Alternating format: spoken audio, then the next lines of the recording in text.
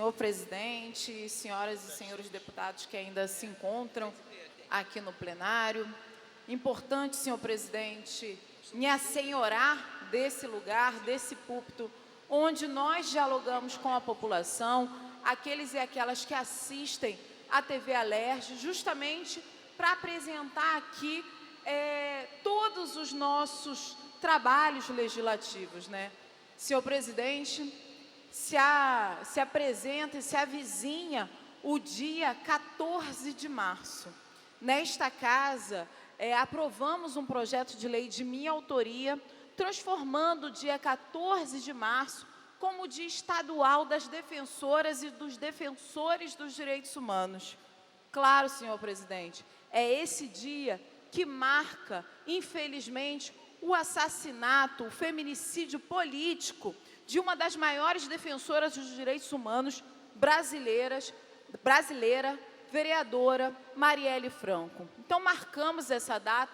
Esse é o primeiro ano que essa lei traz o dia 14 de março como um dia que todas as repartições públicas, escolas também do Estado, podem e devem fazer um debate coerente sobre os defensores e as defensoras de direitos humanos, mas também entendendo que defender os direitos humanos é um compromisso entre e com a humanidade. Importante falar, senhor presidente, que a gente vive num país que mais mata defensores de direitos humanos no mundo.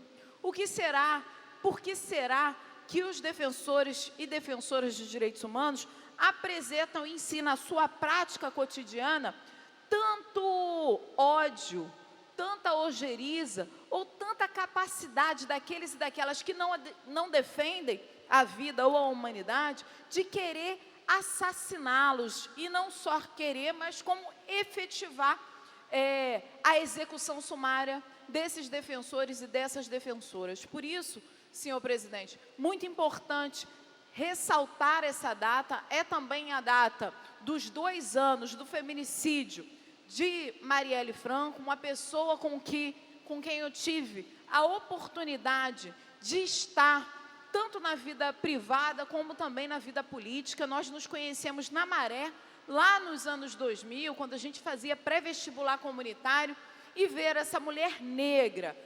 LGBT, enfim, que trouxe com o seu corpo todo um trabalho dentro de uma vereança, dentro de um espaço que historicamente foi negado para nós mulheres negras de favela e periferia, mas alcançou esse espaço, não só do parlamento, mas também o espaço da universidade, mestre em administração pública, enfim, toda uma conduta, todo um trabalho enquanto sujeito político muito interessante e importante. Então, não é à toa, senhor presidente, que a gente tem que reforçar uma pergunta que não quer calar. Quem e por que esses mandantes do assassinato, ou esse mandante, ainda não foi descoberto? Afinal de contas, uma investigação, é claro que a gente sabe que investigações como essas demandam uma possível estrutura que talvez hoje a Polícia Civil não a tenha, mas no decorrer da investigação houve sim investimento na Polícia Civil do Estado do Rio de Janeiro para que pudesse dar resposta, mas infelizmente são 2 anos sem respostas. Isso só reforça, senhor presidente, o caráter político da execução sumária de Marielle.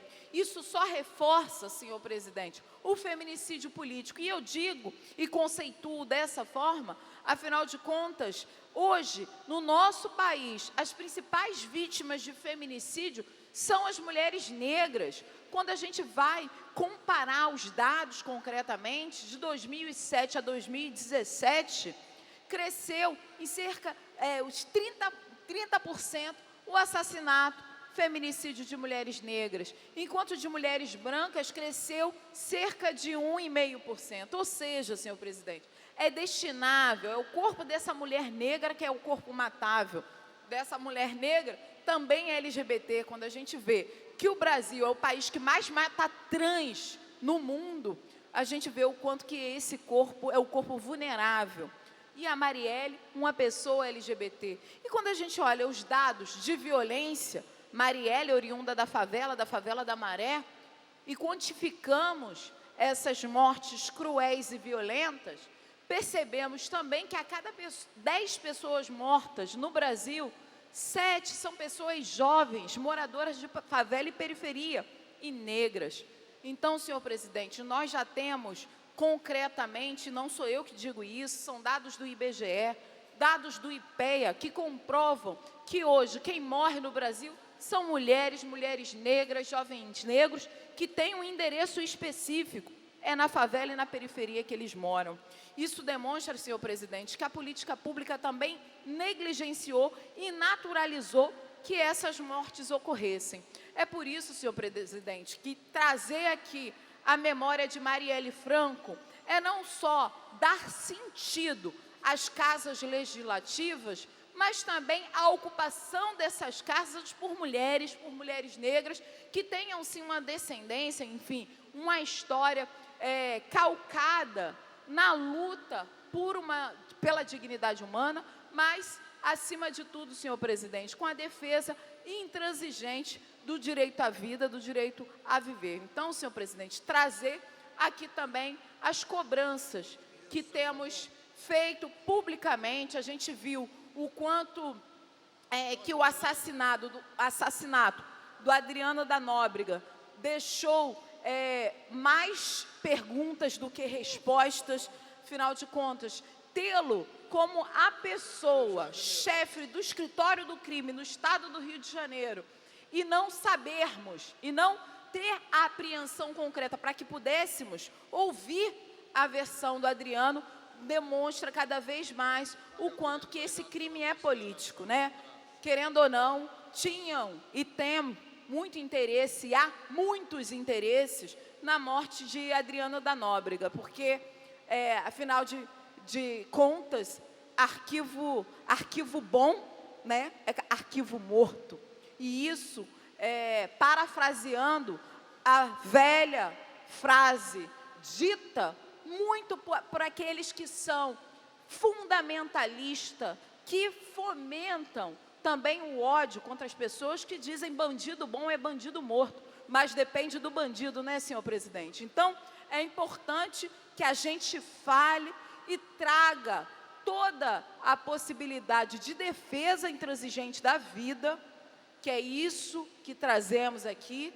Agora, entendermos que o feminicídio político de Marielle mexe com a estrutura de poder que está colocado no estado do Rio de Janeiro e que está colocado na presidência da República. Não precisamos, não podemos fechar os nossos olhos para isso. Afinal de contas, até a investigação do caso tem sido utilizada como disputa política de grupos hoje, que ontem tiveram juntos em campanha e hoje rivalizam para ver quem tem mais poder com esse campo conservador que concentrou forças em diversos lugares, né, no âmbito nacional como no âmbito estadual, e que tem reflexo no âmbito municipal. Enfim, senhor presidente, trazer aqui que a nossa pergunta e a nossa luta por justiça, ela continuará em memória de Marielle Franco, mas em memória também de todos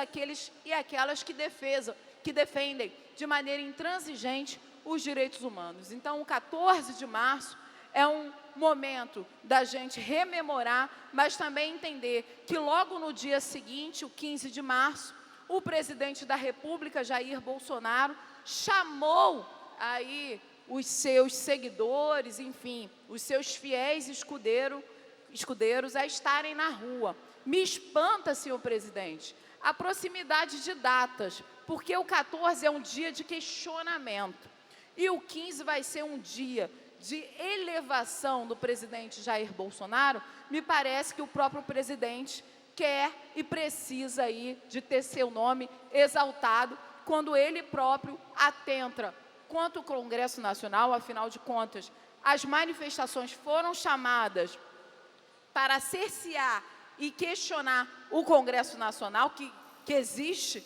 por conta da nossa democracia e da nossa Constituição brasileira. Então, é um presidente que atenta contra a democracia, que atenta contra a Constituição brasileira, mas não só isso, é também um presidente que chama para permanecer ali uma defesa quase que cega do seu autoritarismo, quase que cega sobre a sua desumanidade, seja ele quando ele atenta contra os trabalhadores dos meios de comunicação, mas atenta também contra a dignidade humana de mulheres negras, homens negros, pessoas que deveriam ser, na verdade, protegidas não só pelo governo do Estado, mas também pelo governo federal. Então, senhor presidente, o 14 é um dia de luta, é um dia de luto, mas é também um dia de reconhecimento de quem são